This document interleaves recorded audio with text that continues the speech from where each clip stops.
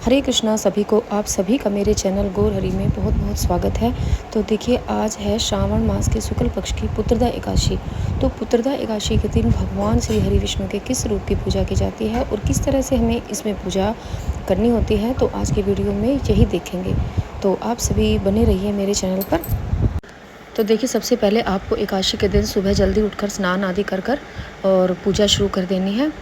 और उसके लिए हमें क्या करना है, भगवान की पूजा करनी है, भगवान को स्नान कराना है। तो ये पूजा आप अपने घर के मंदिर में भी कर सकते हैं या फिर अलग से चौकी लगाकर उस पर भी कर सकते हैं। जैसी आपकी इच्छा हो उसी तरह से पूजा कर सकते हैं। तो देखिए, आज के दिन भगवान का आप एकादशी के दिन जो है पंचामृत से स्नान करा सकते हैं और या फिर दूध से स्नान अवश्य कराएं, क्योंकि दूध से स्नान कराना एकादशी के दिन या पंचामृत से स्नान कराना बहुत अच्छा होता है। और स्नान कराने के बाद जो जल ये भगवान के स्नान का होता है उसको आप अपने पंचामृत के रूप में सभी जो है ले भी सकते हैं प्रसाद रूप में, और या फिर अपने किसी गमले में किसी पौधे में भी डाल सकते हैं। तो आज एकादशी है, एकादशी के दिन भगवान को पीताम्बरी ड्रेस अगर है आपके पास तो वही भगवान को पहनाएं, क्योंकि पीताम्बरी ड्रेस पीले रंग के वस्त्र भगवान को बहुत प्रिय होते हैं और इसलिए पीले रंग के ही वस्त्र भगवान को पहनाएं। पंचामृत से स्नान अगर आप करा रहे हैं तो उसके बाद जल से स्नान अवश्य कराएं। और देखिए, भगवान हमारे ठाकुर जी भी स्नान कर रहे हैं और इन स्नान कराने के बाद भगवान का आपको अच्छे से श्रृंगार करना है। फूलों से भगवान का श्रृंगार करना है, इत्र लगाना है, भगवान का पीताम्बरी कलर की ड्रेस पहनानी है। और भगवान का स्नान के बाद अच्छे से अंग पोषण आपको करना है। और उसके बाद आपको अगर चौकी पर पूजा कर रहे हैं तो आपको चौकी पर पीले कलर के ही वस्त्र कोई है तो वही आपको बिछाना है। उसके बाद आपको भगवान श्री हरि विष्णु का अगर कोई रूप है, आपके पास कोई मूर्ति है तो उसकी पूजा करें। लड्डू गोपाल जी हैं तो उनको वहाँ पर स्नान करा कर अच्छे से वहाँ पर बिठाएं।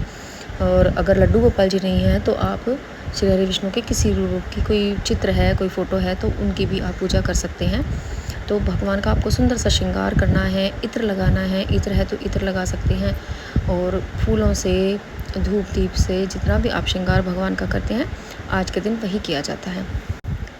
पुत्रदा एकादशी का व्रत जिस किसी को पुत्र नहीं है तो पुत्र की कामना के लिए करते हैं। और सभी स्त्रियां अपने बच्चों के स्वास्थ्य के लिए, अच्छे स्वास्थ्य के लिए भी व्रत करते हैं। भगवान सबके बच्चों को स्वस्थ रखे, इसीलिए ये व्रत किया जाता है और ठाकुर जी की कृपा सब पर बनी रहे।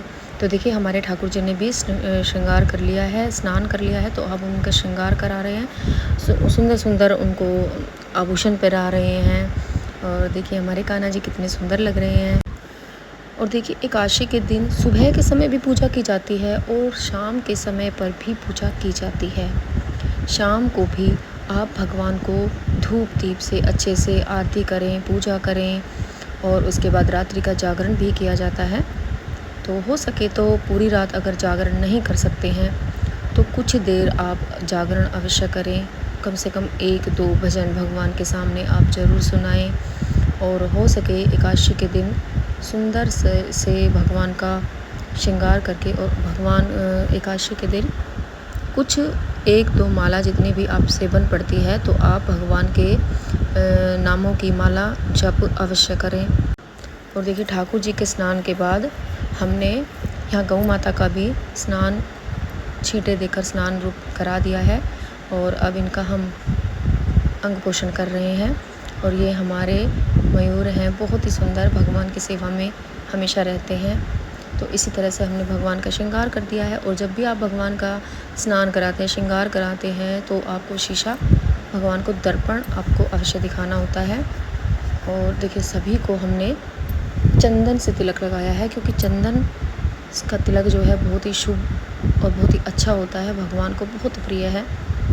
और पुष्पों की सेवा हो सके तो एकादशी के दिन पुष्प भगवान को ज़रूर अर्पित करें।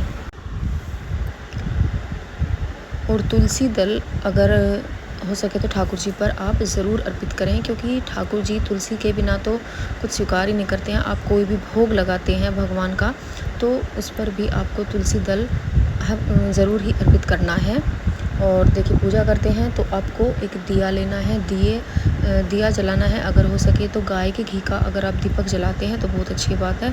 और एकादशी के दिन आप तिल के तेल का भी दीपक जला सकते हैं।